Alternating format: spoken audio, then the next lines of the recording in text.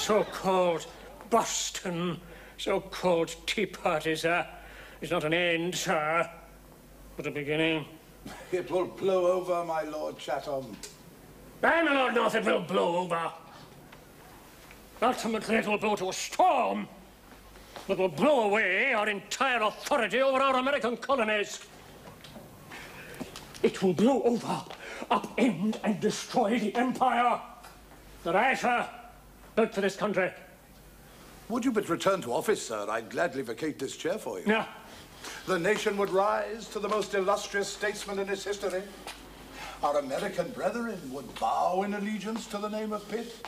Have they not named one of their little towns for you? Pittsburgh? There can be no question of that. My interludes can strike me at any time, as you know.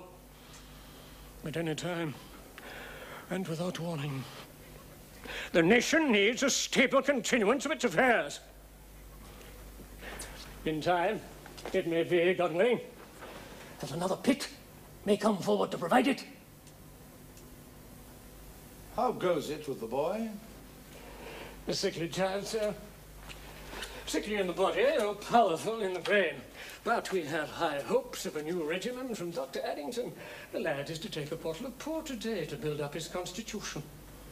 And as to his education? But since he is too weakly to go from home, I have always undertaken his schooling myself.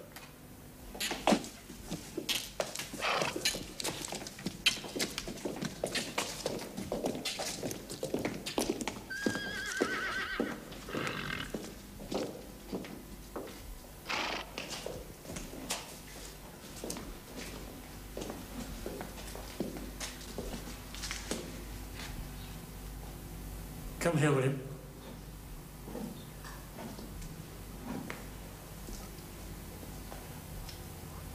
You understand what we're about, do you not? Yes, sir. My Lord Chatham, I must protest against these proceedings. The lad's constitution is still dangerously weak. Rubbish, Doctor, rubbish. Since you prescribed him his daily regime of port, he has proceeded to flourish like a young lion.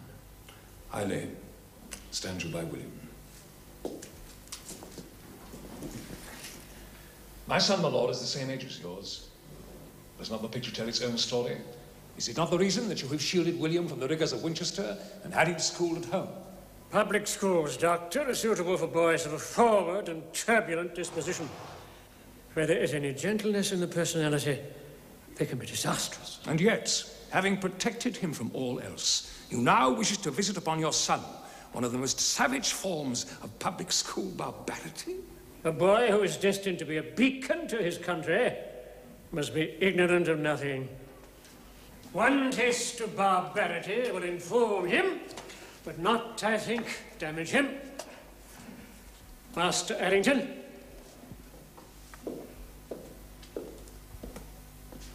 The rod, if you please. My lord, I beg of you. William, the chair.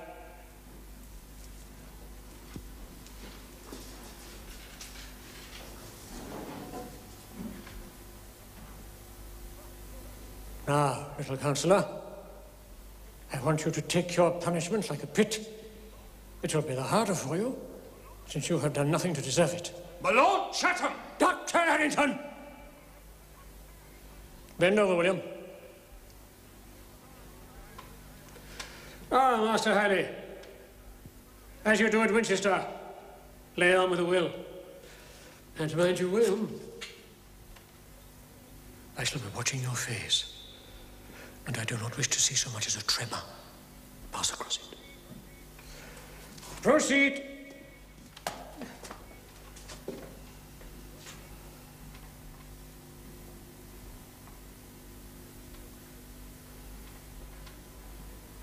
That was scarcely a bruise of flea. Harder.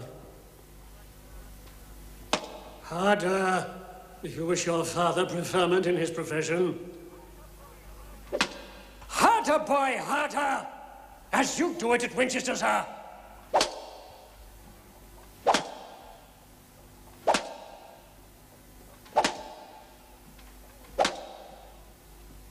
My lord! Very well, enough.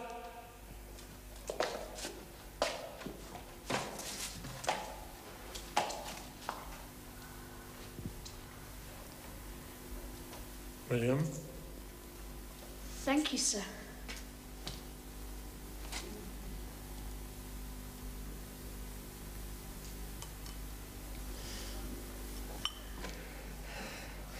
You've let a little run down your chin, William.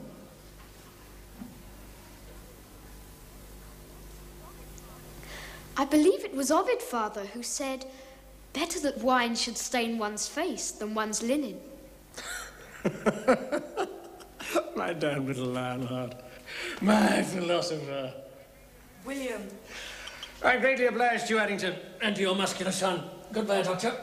And you, Master Hyley. Goodbye, sir. Goodbye, William. Goodbye. And William... It's all right, Hyley. It really is all right.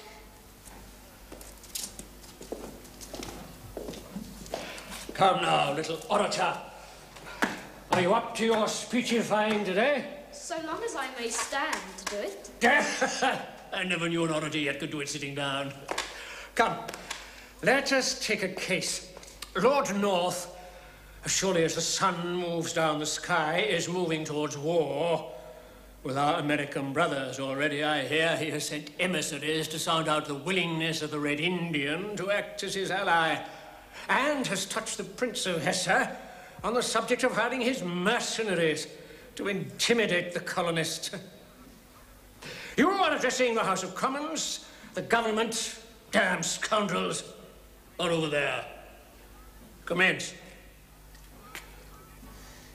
If I were an American, as I am an Englishman, and a foreign troop was landed in my country, I would never lay down my arms. Never, never, never. That's good. Never, never, never is very strong. It is a brave style of speech. I might steal it from you one day, if ever I have cause. Ah! Are you there again, sir? Do you think I can't see you? Well, do you? Follow me to the gates of hell, and you shall plunge in before I do.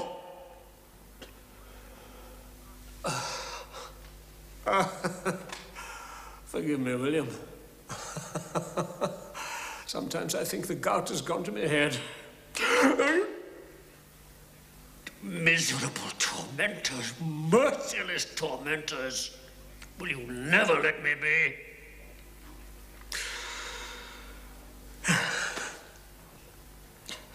Forgive me, William.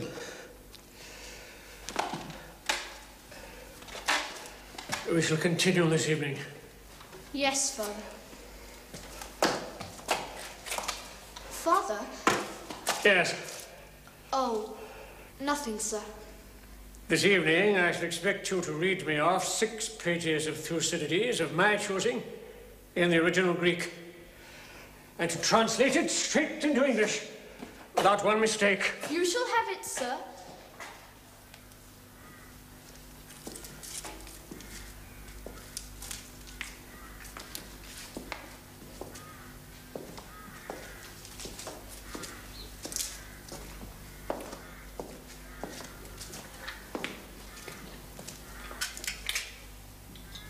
Well, William, was your father satisfied with you today? Mamma, Father's interludes. What about them? What is their cause? Diamond Jack Pitt. You will recall he found the diamond in India on which the Pitt fortune was based. Yes. His blood runs in all of you Pitts. His blood? It's a wild blood. Wild? Unpredictable. It brings genius with it, but sometimes it brings strange fancies and uproar in the brain.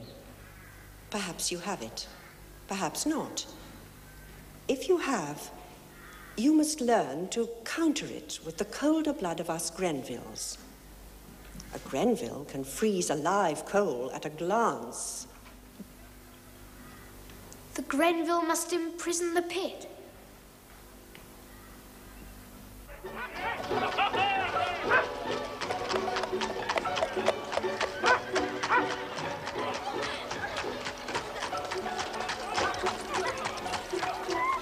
The Dispatch for Mr. Pitt. Urgent.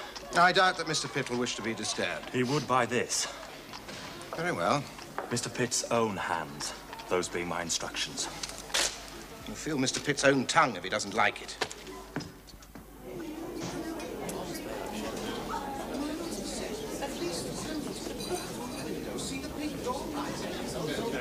The door. Straight. I beg you, ma'am, look towards the window. See the pink door. Drink. You look tired, William. You need a woman in this crumbling old house to sustain you. It is not this house, madam, that will kill me, but the one across Parliament Square. Rubbish, man. You thrive on it. Live there if you could. Like our father before him. Lunacy runs in the family. Father, Lord Chatham, was a great man. Brought us an empire. I've only known one other to equal him. Excuse me, Your Graces, my lord. Dispatches, Mr. Pitt. Post haste, your hand only. Will you excuse me? Rather your time. Can't even have a quiet tipple with his friends without damn politics butting in. He needs a woman to set him right, mark my words. Someone to throw her arms round him and keep the world out. He's not meant for it, I'm afraid. Fudge. John, you remember his cockerel days when he came down from university? I do indeed. I also remember the night he and I galloped through a toll gate without paying, a blunderbuss thundering rusty iron about our ears, while he consigned the tollkeeper to damnation. And he was Prime Minister at the time. I'll not credit it. But 'tis true, we'd been carousing with wenches at inns. Was a long time ago. Then I declare he's lived like a monk since to atone for it. Why, with women, the man's a statue. He lives only to defend our country from the French corp. All else is sacrificed to that. That may be, but I tell you, there's a streak of something in that icy statue that nobody dreams of.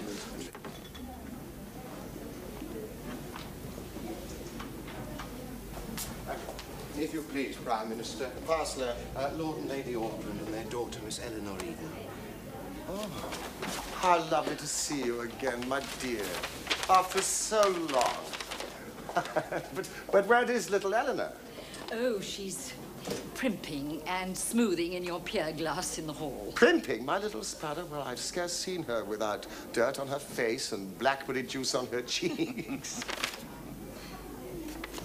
Napoleon Bonaparte is embarked upon the building of the largest fleet of invasion barges the world has yet seen, here at Boulogne. He has cannons in the prow, mortars in the stern, and each barge carries 100 men. Confounded things will never float. They'll go to the bottom of the channel like stone. The French have never been sailors, sir.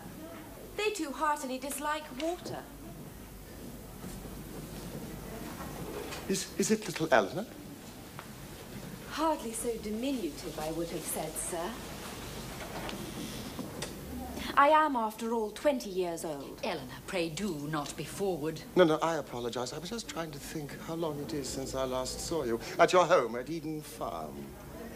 Why, you were scarcely 14. I was 14 and 7 months.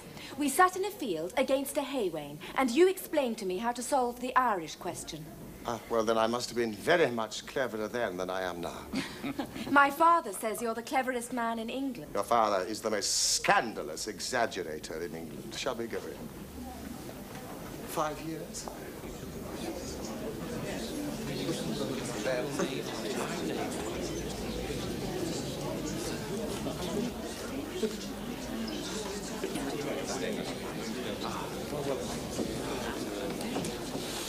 Pretty, that Eden girl. Yes. Saying to the bailiffs again, sir? Ah, well.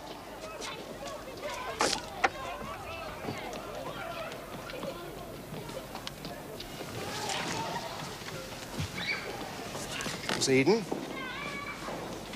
Last month when I was here, I took some of your accounts back home with me to Eden Farm. Yes, I know. Your debts amount to £40,000. And that is because for years you have been systematically cheated and defrauded. No, you must listen. Here are your incomings. As Prime Minister, salary, £3,780. As a Lord of the Treasury, £1,220, both of which I may say are 18 months in arrears. As Chancellor of the Exchequer, £2,452, and as Warden of the Cinque Ports, £3,080. Total, £10,532. That's a pretty enough sum. But here are some of your outgoings. Here's a butcher's bill, from which it would appear that 30 hundredweight of meat was consumed in this house during a month when the entire household was in the country. 30. And here's a bill from your wine merchants. In 1 year, you're supposed to have consumed 2,410 bottles of port, 854 bottles of Madeira, and 572 bottles of claret. It's not that. I warrant is correct, down to the last cork. William, can't you see it? While you're spilling out your life's blood for your country, people are robbing you. Well, I dare say they need to.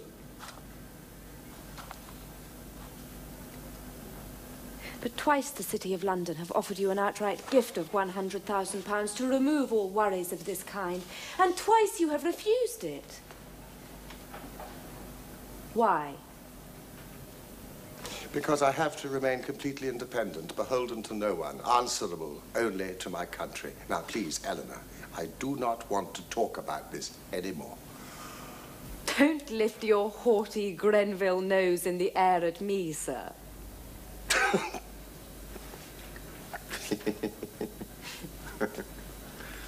I still can't come down to the country this weekend. Oh, but you need the country. Oh, William, you look so tired. Well, you're so much better when you're in the country. You know you are. Could you not just as well fight Napoleon Bonaparte from your house at Holwood? It just so happens to be 5 miles away from your home at Eden Farm. You know, when we first met again 2 months ago, I used to go down to Holwood at weekends. And at still midnights, I used to look out of my bedroom window and fancy that I could see your window shining through the trees 5 miles away. You cannot imagine how wonderfully, strangely that affected me. It was such a comfort. Well, then. The struggle can only be directed from the seat of power. Here. At number 10 Downing Street. Now, Miss Eden, I'm sending you and your maid back to your family. So soon? Yes, yes, yes.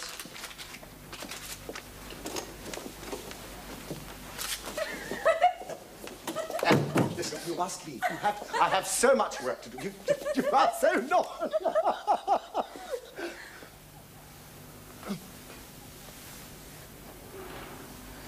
Oh, Eleanor. Oh, my dear. This is primal idiocy. Why idiocy? Oh, my dear child. I'm a woman. I was a woman when we sat against that hay wain 5 years ago. It was not a hay wain, it was a stile. I can help you. You need help. You need someone to look out for you. Eleanor. I can help you.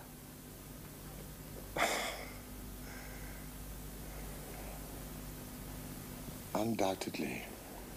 You will come down to the country this weekend. I will do everything in my power. If you please, Prime Minister, Mr. Charles James Fox to see you. I've put him in the study. That dreadful Fox. Oh, why does he hate you so?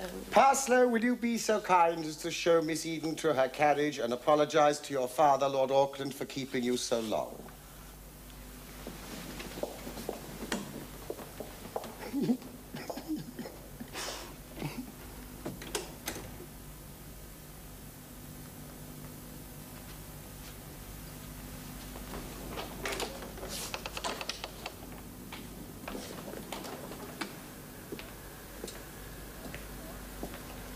Mr. Fox? Mr. Pitt? The Iliad. This passage. Hecuba's speech on the death of Hector. Why is it marked? Well, my father, Pitt the elder, had me read it to him on his deathbed. Ah, woe is me. How shall I live in my sore anguish now thou art dead? Thou that wast my boast, night and day in the city, and a blessing to us all, both to the men and women of Troy, throughout the town, whoever treated thee as a god. For verily thou wast to them a glory exceeding great while yet thou livest. But now death and fate are come upon thee.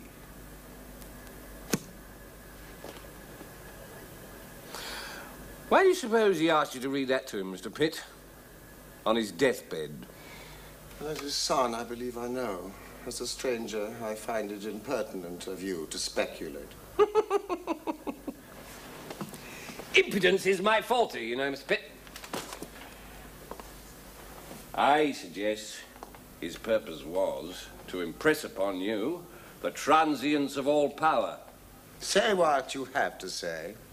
I came to warn you that should you raise the tax upon incomes to 3p in the pound, as you propose, I shall bring your administration crashing down around your ears. Napoleon will not be kept at bay with painted soldiers and cardboard ships, Mr. Fox. Liberty must be paid for. I shall oppose you. Every step of the way, you will tread upon flints. Mr. Fox, I do have enough enemies abroad without more at home. Is that all the help you have to extend to me? If so, please begone to your mistress, Mrs. Armitage, and vex me no more. Ah, well. If the topic is to be mistresses, sir. Oh, no, well, Well, sir. We know what we know. You know nothing. That is why you speak in riddles. I know the company you keep gets younger every day. And rumour has it that even a lass has been admitted within these portals.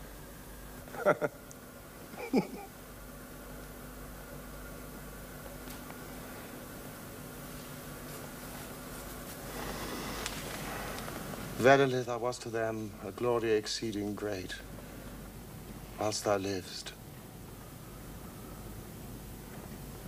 But now death and fate are come upon thee. Thank you, William. Now listen to me, young Senator. The day may not be far hence when you are going to have to take over the government of this country. Oh, Father. Father, I'm not even yet in Parliament. Don't argue with me. A man in my extremity has no time to be contradicted. But how... The only man of any ability in the Commons is Charles James Fox. But King George cannot abide him, and he is a dissolute libertine to boot. You will be needed. And I thank God that you take after your mother's side. A Grenville rather than a Pitt. An icy heart and judgment will be needed to set this poor country to rights. Father, I'm not a Grenville. I am a Pitt. But your bearing, your calculation, your every action. Studied under your advisement. Ever since the Winchester lesson. Then Diamond Pitt is in you after all. Do you suffer from interludes? Do you? Not in the way you do. The mind can always be controlled with...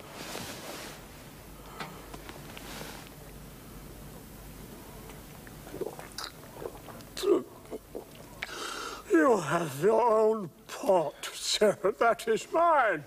Well, I'll be drinking yours soon enough. Why not start now?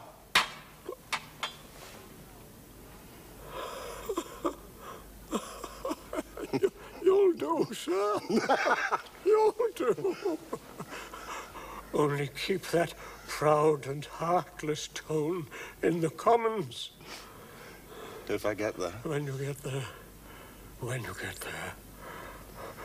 Only promise me this, William. England is in poor straits. Swear to me that you will do whatever is necessary to make her great again. I will. No, but swear it. I swear.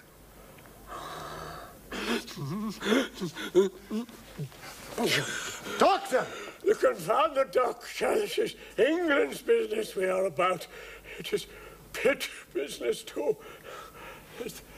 There is something else I want you to promise me. Yes. Promise me that should you find Diamond Pitt powerful in you, you will not perpetuate him. No children, William. There must be no children. No, Father, I cannot think you know what you ask of me. I know very well what I ask of you. The blood is a greedy blood. It feeds grossly on genius. Would you have the Pitt family dribble out in a trail of dolts and idiots? Swear to me that you will not let it happen, at whatever sacrifice to yourself. Yes. No, but swear it. I give you my solemn oath. Oh.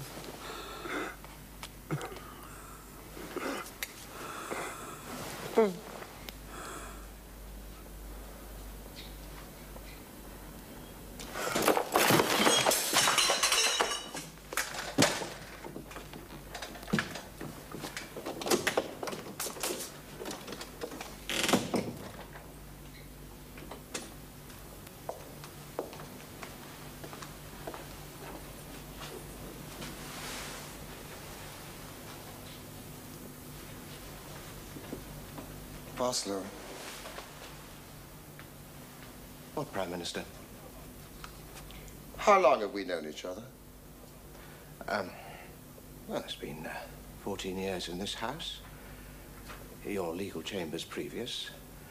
And university before that. Would you say my temper has deteriorated in that time? Oh, not so you'd notice. You've always been partial to your outbursts. Outbursts? Is that what we're calling them now? Well, kicking over the traces. Your interludes, as one might say. They never seem to alarm you. Oh, bless you, no, Prime Minister. Well, your father, his lordship, was just the same before you. King George has gone mad again and is strapped down in Dr. Willis's patent restraining chair, swearing lurid English oaths. Ah, you think the king's mad?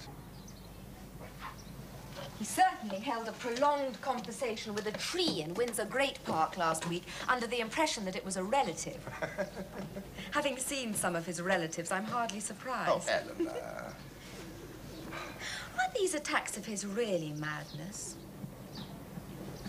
Or does he simply wish to terrify us with the prospect of the Prince of Wales as regent? What a perceptive child you are. William Pitt. If you call me child once more, Yes, what will you do? I'll provide incontrovertible proof that I am nothing of the kind.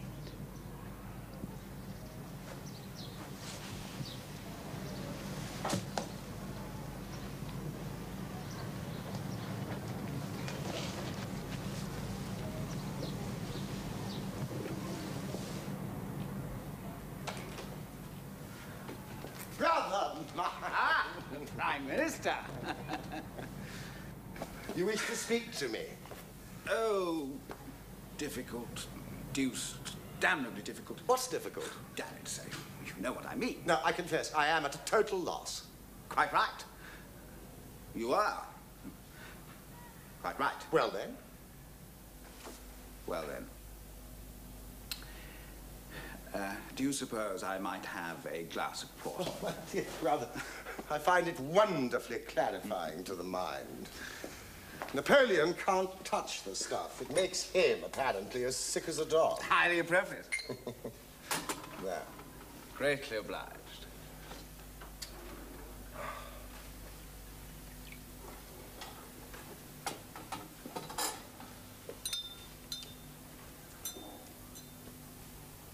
Right then, out with the nasty news. Nasty news? What nasty news? I don't know what you're referring to. I take my oath. Dear brother, ever since we were children, that martial gait has always been the precursor of an attempt to give me unpalatable medicine of one form or another. An attempt, sir. An attempt is correct. And pray, what are you about to attempt now? Nothing. Nothing in the world. Oh, except... Yes? Now look here, Will. You and Miss Eleanor Eden. What about me and Miss Eleanor Eden? Well, do you think it is an appropriate relationship? I'm not quite certain what you mean by the word appropriate. But whether it is or whether it is not, it is certainly no concern of yours. Damn it, sir, I know that. Can't you think of the most mighty struggle I've had with myself, even to mention it at all? It is a struggle you could well have saved yourself. Now, if that is all, I really must... Well, I speak to you not only on my own behalf. I am a... Oh, damn it, what's... a delegate. On behalf of whom? Certain gentlemen. For example? I omitted to ask permission to mention their names, so therefore I may not do so. Does your tender conscience allow you to indicate the species of the gentleman? They are certain members of your cabinet. The cabinet? Ah! Now, Will, please allow me to finish. I might have more admired you if you'd come here on your own account than as a lick-spittle to that collection of boobies. Will, they are as genuinely concerned for you as I am. Oh, and for the party. I think I may be allowed to know what is best for me. As for the party, were it not for me, there would be no party. That is the point.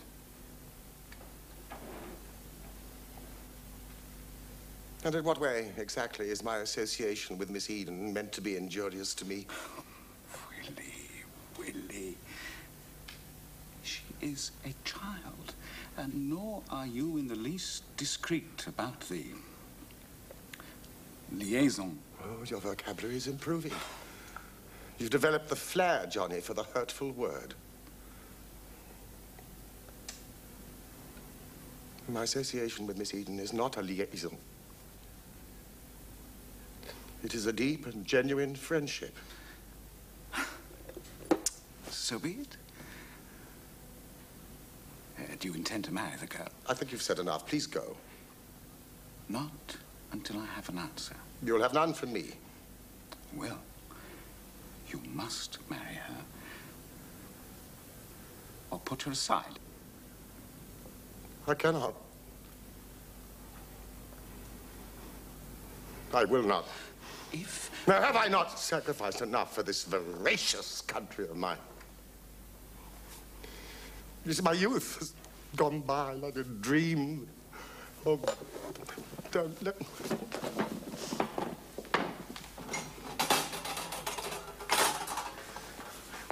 Oh. Please don't touch me. Don't. Just don't. Johnny, go. I beg of you, go.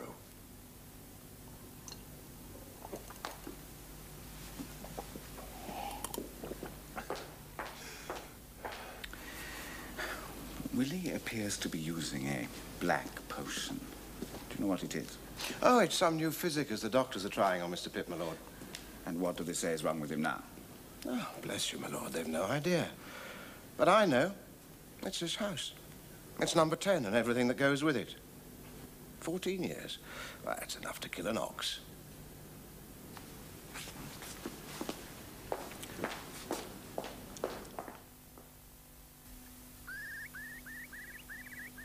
My dearest William, I cannot bear this enforced separation. I sit here in the country looking at the green meadows. Without you, they are as desolate as the Russian steppes. Could we but have a scant half hour together, I could store it away like a squirrel and eke it out in my fancy for weeks and weeks. Please come soon, William. Please. I don't know how much longer I can stand this.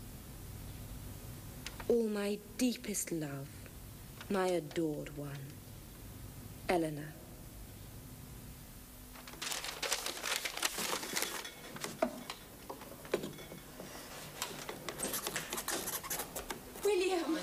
William! Ellie! Oh, my Ellie! I couldn't stay away any longer. I know.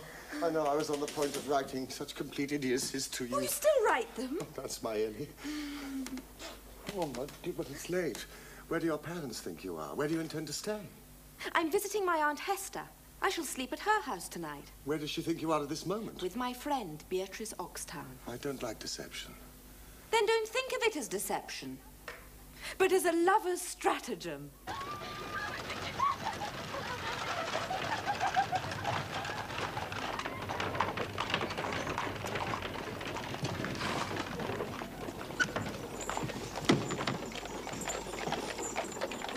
Good evening, my lord. Is my brother? Yes, sir. He's in his study. But when shall I see you? I shall come down to the country as soon as I possibly can. Willie? Miss Eden. My lord. You arrived too late, John. Miss Eden was on the point of leaving. How very disagreeable of her. Perhaps next time I shall be more fortunate.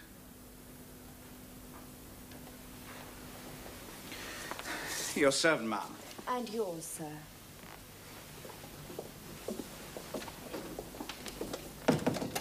Johnny.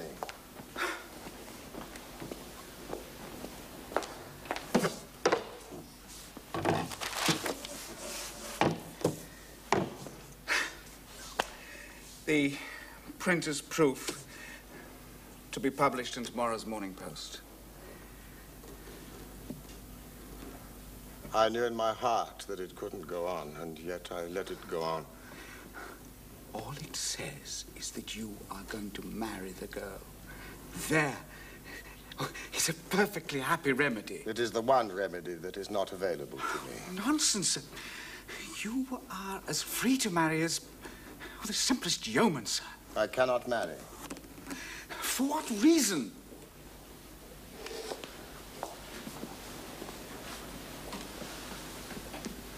Johnny, you have the inestimable blessing of being all Grenville.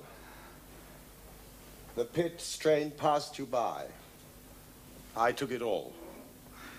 Surely, sir, you overstate it. Do you recall the time when we were attacked in St. James's by Fox's thugs from Brookstown? Indeed.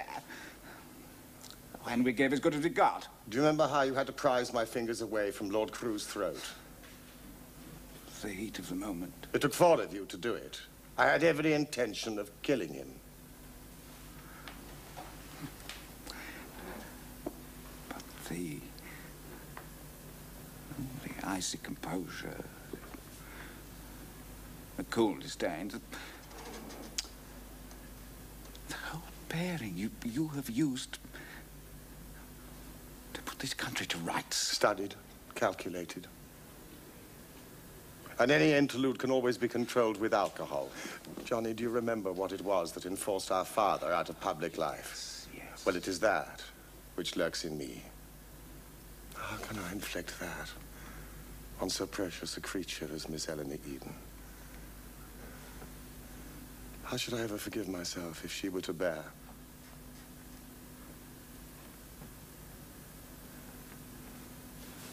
Mad things for children.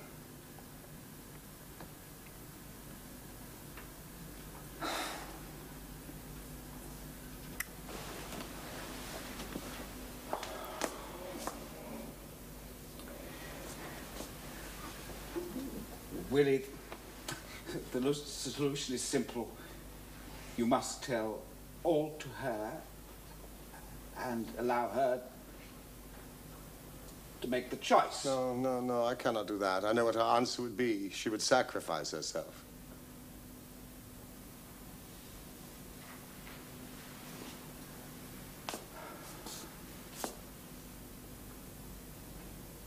Sir?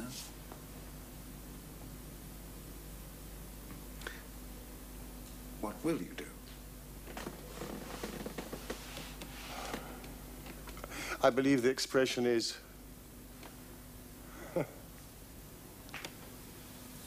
put her aside.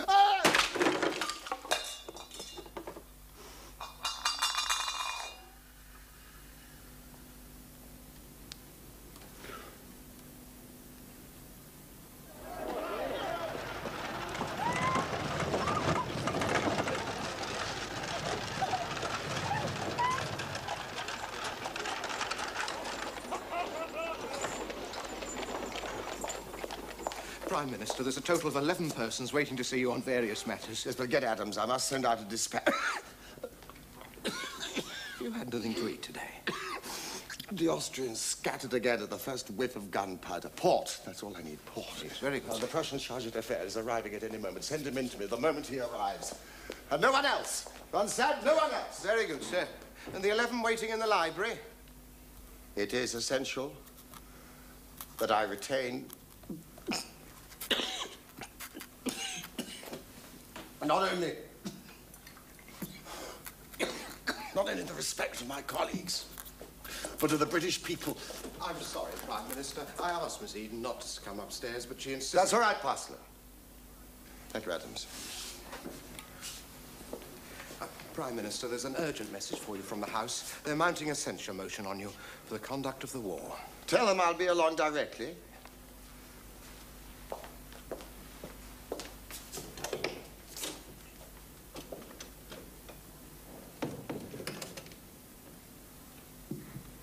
This seems to have been the pattern of our relationship. I must storm your defenses before I can even speak to you. I am sorry. I did leave instructions not to be disturbed. This letter, which you sent my father. As you say, I sent it to your father. Don't try your celebrated sarcasm on me, William.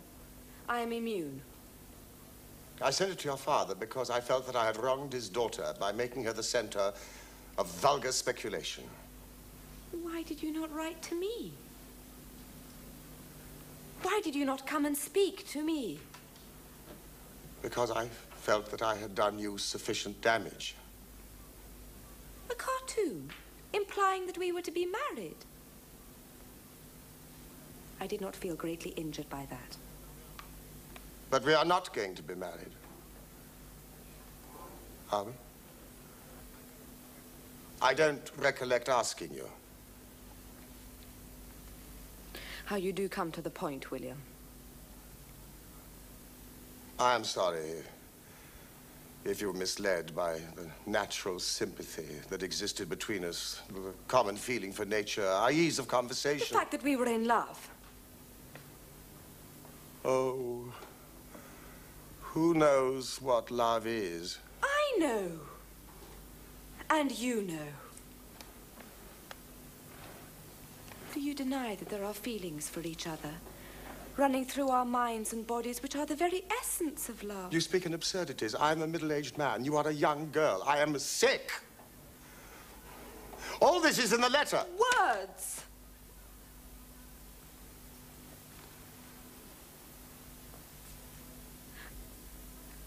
I know what I feel.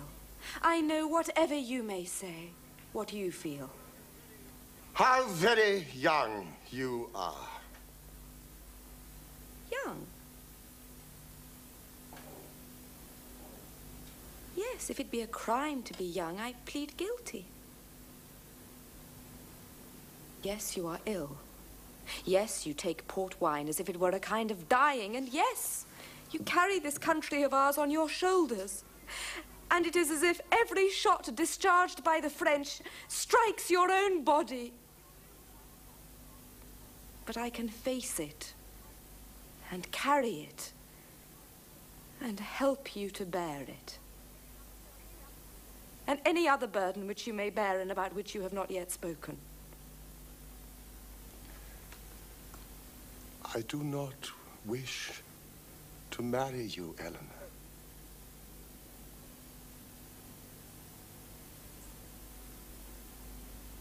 That is not true, William. You love me, as I love you. Well, you see, unfortunately, the fact that you love me does not inevitably mean that I love you. And I do not.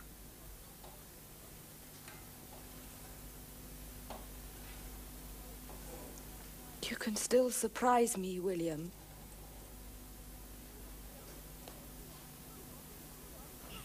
You are cruel.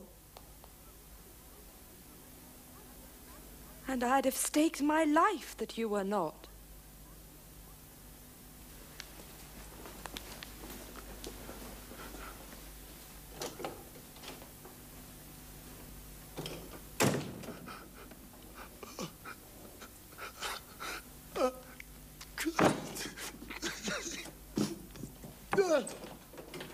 Prime Minister, you must return to the house.